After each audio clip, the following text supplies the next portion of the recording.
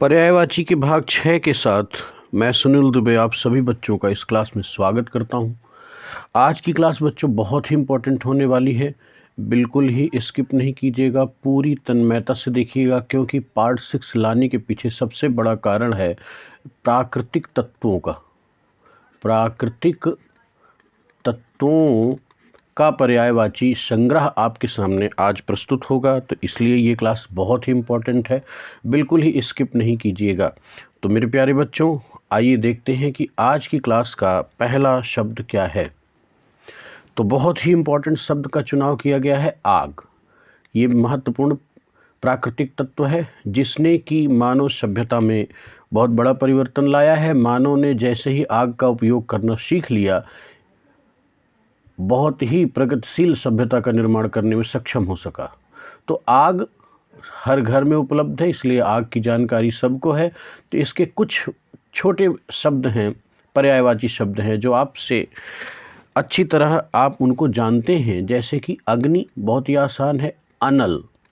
और यहाँ पर थोड़ा सावधानी देना है कि अनिल अगर आ गया तो वह आग का पर्यायवाची नहीं है। अनिल आग का पर्यायवाची नहीं है। तो आपको कमेंट सेक्शन में बताना है कि ये अनिल किसका पर्यायवाची है, लेकिन आगे चल के स्लाइड में आपको पता भी चल जाएगा। मैं थोड़ा सस्पेंस आपके सामने रख रहा हूँ, इसलिए यहाँ पर नहीं बता रहा हूँ। मुख्य मुद्दा इतना है कि अनिल आग का पर्यायवाची नहीं है, अनल है आग का पर्यायवाची। और पावक, ये भी इम्पॉर्टेंट है। धूम्रकेतु, अब देखिए इसका लिंक कैसे बनाएंगे। जैसे कि मान लीजिए ये आग की लपटें उठ रही हैं, आग जल रही है, तो इससे क्या निकलता है? धुआं। तो धुआं को हम लोग बोलते हैं धूम्र। तो इसलिए आग का एक नाम क्या पड़ गया? धूम्रकेतु। और जात देव, ये बहुत इम्पॉर्टेंट है, साहित्य में इसका खूब उपयोग हुआ है, इसलिए मैं इसे सिंगल स्टार करता हूँ। जात देव आग का पर्यायवाची है।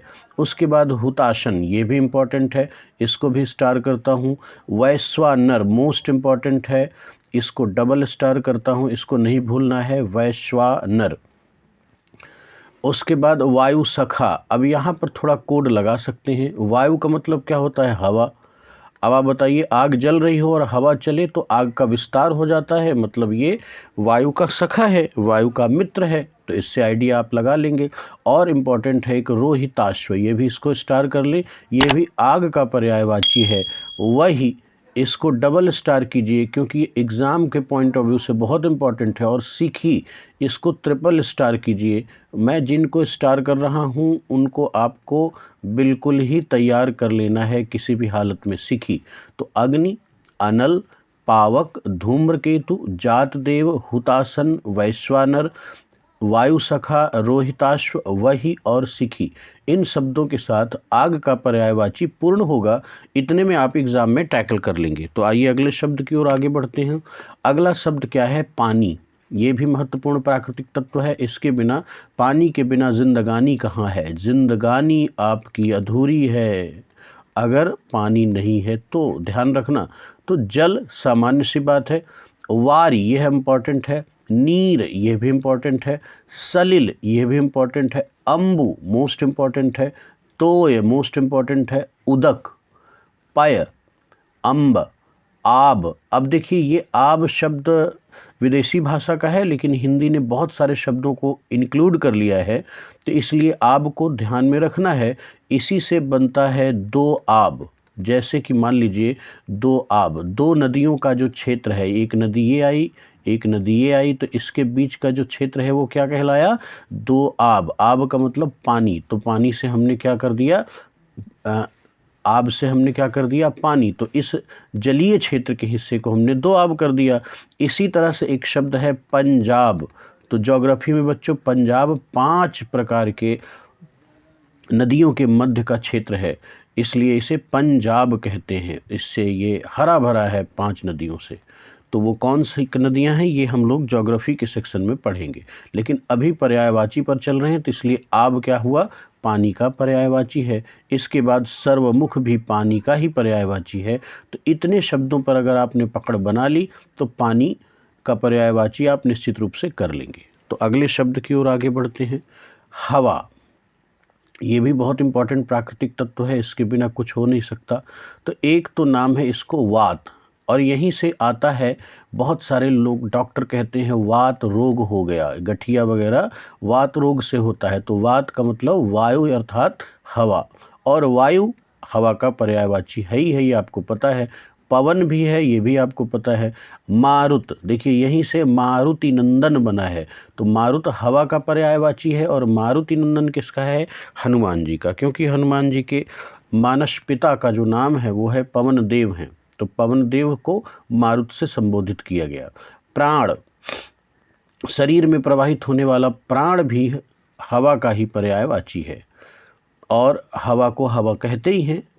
समीर, ये है इम्पॉर्टेंट है, इसको ध्यान रखिएगा। खूब बच्चों का नाम समीर रखा जाता है, जिनका अर्थ है क्या? हवा। और प्रकंपन, हिला देता है, कंपित कर देता है, इसलिए ये क्या हो गया? प्रकंपन। और समीरण, समीर से ही बना समीरण। और अब वो शब्द आ गया जिसको मैंने कहा था कि आग में अनल नहीं है, अनिल है, तो अनिल माने क्या होता है? हवा। और प्रभंजन, ये याद रखिएगा, ये सिंगल स्टार, सिंगल स्टार। और पवमान, इसको आप डबल स्टार कर लें, क्योंकि ऐसे पर्यायवाची एग्जाम में बहुत पूछे जाते हैं। और नभ प्राण, नभ प्राण, ये भी सिंगल स्टार कर लें, बहुत इंपॉर्टेंट है। तो आपको जिन जगहों पर ध्यान में रखना है, समीर, प्रकंपन, समीरण, अनिल, प्रभंजन, पवमान, नभ प्राण। बार बार कह रहा हूँ कि अनिल हवा का है, लेकिन अनल आग का है, ये ध्यान में रखना है। तो पवमान बहुत पूछा जाता है, नभ प्राण और प्रभंजन। तो इन शब्दों पर पकड़ बना लिए तो हवा का पर्यायवाची आपके हाथ से बाहर नहीं जाएगा। तो आइए प्यारे बच्चों, देखते हैं कि अगली स्लाइड में क्या है। नदी, ये भी बहुत ही इंपॉर्टेंट प्राकृतिक तत्व है। जितनी भी प्राचीन सभ्यताएं फली फूली वो नदियों के किनारे ही हुई, तो इसलिए इसका पर्यायवाची जान ले। काफ़ी लंबा पर्यायवाची श्रृंखला है इसकी, और बहुत पूछा जाता है। तो देखिए, एक तो सरिता, लहरी, क्योंकि लहरें उठती रहती हैं। अपगा, अपगा का मतलब जिसके पैर ना हो, वो नदी बिना पैर के प्रवाहित होती है, चलती है, इसलिए अपगा। निम्नगा, निम्नगा का क्या अर्थ है? देखिए, नदियाँ प्रायः पहाड़ों के मध्य से निकल करके मैदानी क्षेत्र में आती हैं, इसलिए इसे हमने निम्नगा, ऊंचाई से नीचे की ओर प्रवाहित होती हैं, इसलिए इसे एक नाम दिया हमने, निम्नगा। देखिए, तरणी और तरंगणी दो शब्द है। चूँकि तरंग का मतलब है लहर, और लहरें उठती हैं जिनको हम तरंग भी कहते हैं, इसलिए तरंगों के उठने के कारण तरंगिणी हो गई। लेकिन तरिणी, तरिणी शब्द क्यों लगा? कि इसे नदी मानव सभ्यता को का तरण तारण करती है, इसलिए तरिणी हो गई। और निम्नगा के साथ साथ एक निम्ना भी उसी से संबंधित पर्यायवाची है और इम्पॉर्टेंट है। निम्नगा दोबारा आ गया है, वही चीज़ है।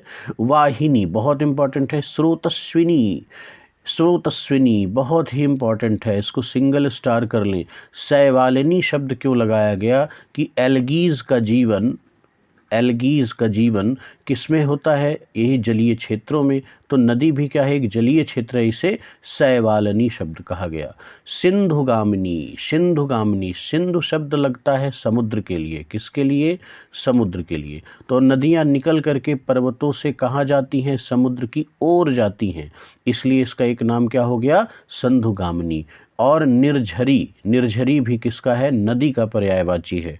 अब बच्चों देखिए, कल्लोलनी, ये बहुत इंपॉर्टेंट शब्द है, इसको मैं डबल स्टार कर दे रहा हूँ, भूलना नहीं है। क्योंकि जब नदी चलती है तो कल कल का नाद करती है, कल कल के नाद करने से इसका एक नाम पड़ गया कल्लोलनी। तो अगर इतने शब्दों पर आप पकड़ बना लेते हैं, इसका स्क्रीनशॉट ले लीजिए, और चैनल को एक बार सब्सक्राइब ज़रूर कर लें, लाइक करें, और इसे थोड़ा सा प्रमोट करें। तो बच्चों, मैं आपको क्रमिक रूप से ऐसे ही सीरियल से हर विषय की, महत्वपूर्ण विषय के वीडियोज़ आपको दूंगा, जिससे आपकी तैयारी क्रमिक और क्रमबद्ध समग्र हो सके। तो आइए अगले शब्द की ओर आगे बढ़ते हैं। आकाश बहुत इंपॉर्टेंट शब्द है। बहुत बच्चों का नाम आकाश होता है, लेकिन उनके कर्म आकाश जैसे नहीं होते। आकाश विस्तार लिए हुए है। तो देखिए, इसके महत्वपूर्ण शब्द क्या हैं? जो पर्यायवाची शब्द हैं, अभ्र, बिल्कुल नहीं भूलना है, सिंगल स्टार। दिव, दिव से दिवा, दिवा से दिवाकर, दिवाकर किसके लिए है? सूर्य के लिए है। और दिवा क्या है? दिव, ये आपको ध्यान में रखना है। दीवा नहीं है, दिव है। ये दिव किसका है? आकाश का है। द्रमु बहुत इंपॉर्टेंट है। गगन, ये आपको पता है इसलिए इसको आप कर लेंगे। नभ, ये भी छोटी क्लासेस में खूब पढ़ के आते हैं, कर लेंगे। अंबर, ये भी कर लेंगे। कई बार अंबर में थोड़ा सा अंबर का कपड़ा का भी होता है, इसलिए सावधानी बरतें। इसे ध्यान में रखना है कि अंबर आकाश का भी है। और व्योम भी आकाश का है, अंतरिक्ष भी आकाश का है। शून्य, यहाँ कुछ नहीं है, इसलिए शून्य भी आकाश का ही पर्यायवाची है। इसके बाद देखिए तारापथ, ये भी बहुत इंपॉर्टेंट है, क्योंकि आसमान में ही तो तारे होते हैं। जितने तारे हैं वो कहाँ हैं? आसमान में हैं, इसलिए इसे तारापथ की संज्ञा दी जाती है। और खगोल अंतरिक्ष का भी पर्यायवाची है, इसलिए इसे आकाश का भी पर्यायवाची मानते हैं। इसी से बना है खगोल शास्त्र। खगोल शास्त्र यानी आकाश में जो भी पिंड हैं उन सब का अध्ययन खगोल शास्त्र कहलाता है। और द्यौः बहुत इम्पॉर्टेंट है, इसको डबल स्टार कर ली। ये अंतरिक्ष का भी होता है, और अंतरिक्ष की आकाश का भी पर्यायवाची है, इसलिए धौ आकाश के पर्यायवाची के लिए भी आता है। तो इस तरह से इन शब्दों को अगर आपने 2-3 बार समझ लिया तो आकाश का पर्यायवाची आपका सिद्ध हो जाएगा। तो अगली स्लाइड की ओर आगे बढ़ते हैं बच्चों, देखते हैं क्या है।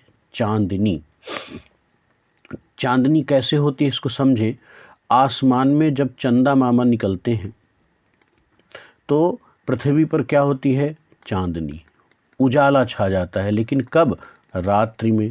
तो इस चीज़ के लिए इसे चांदनी शब्द कहा गया।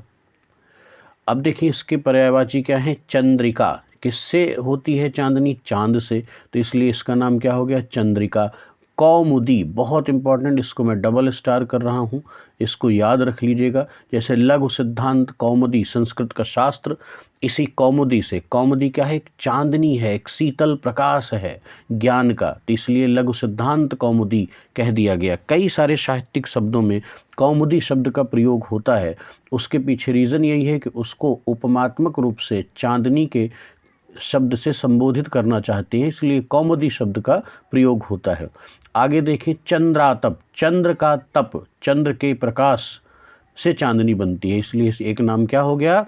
चंद्रातप। और एक नाम ज्योत्सना, बहुत मोस्ट इम्पॉर्टेंट, मैं इसके लिए आपके लिए ट्रिपल स्टार कर रहा हूँ। So you have to keep in mind carefully. Jyotsna बहुत इंपॉर्टेंट है, ये चांदनी का पर्यायवाची है। चंद्रमारीच, देखिए मारीच का मतलब होता है किरण, और चंद्रमा की किरण है, इसलिए एक नाम क्या हो गया? चंद्रमारीच। अब देखिए कहते हैं कि उजियारी, उजियारी रात है, तो उजियारी भी किसका है? पर्यायवाची हो गया? चांदनी का। और चंद्रकला, चंद्रमा की कला है, इसलिए इसे एक नाम क्या दे दिया गया? चंद्रकला। तो इतने शब्दों में अगर आप अपनी पकड़ बना लेते हैं तो निश्चित रूप से चांदनी के पर्यायवाची में आप पारंगत हो जाएंगे। तो ध्यान रखना है, कौमुदी नहीं भूलना है, ज्योत्सना बिल्कुल नहीं भूलना है, और बाकी जगह चंद्र चंद्र लगा है तो आप कर लेंगे। आइए अगले शब्द की ओर आगे बढ़ते हैं। बिजली। बिजली आकाश में तड़कती है, तो एक नाम इसका विद्युत भी है, जिसको आप जानते हैं। लेकिन दामिनी बहुत इम्पॉर्टेंट है, आकाशीय बिजली के लिए इसका प्रयोग होता है दामिनी। चंचला, बहुत चंचल है, बहुत तीव्र है, इसलिए इसका एक नाम क्या हो गया? चंचला। तड़ित झंझावात क्रिएट कर देती है, इसलिए इसका एक नाम क्या हो गया? तड़ित। देखिए बरसात के समय में बिजली तड़कती है, चमकती है, इसलिए इसका एक नाम क्या हो गया? तड़ित। और एक नाम और भी क्या है? चपला। तो ये आपको चपला को याद रखना है, और दामिनी बिल्कुल नहीं भूलना है। चंचला को मैं डबल स्टार कर दे रहा हूँ। विद्युत और तड़ित, ये 2 शब्द आएंगे तो आप एक आइडिया लगा लेंगे, लेकिन इनको नहीं भूलना है, दामिनी, चंचला और चपला। तो इन शब्दों पर तैयारी कर लें तो बिजली का पर्यायवाची आपका क्लियर हो जाएगा। तो आगे बढ़ते हैं। जंगल बहुत इम्पॉर्टेंट है बच्चों।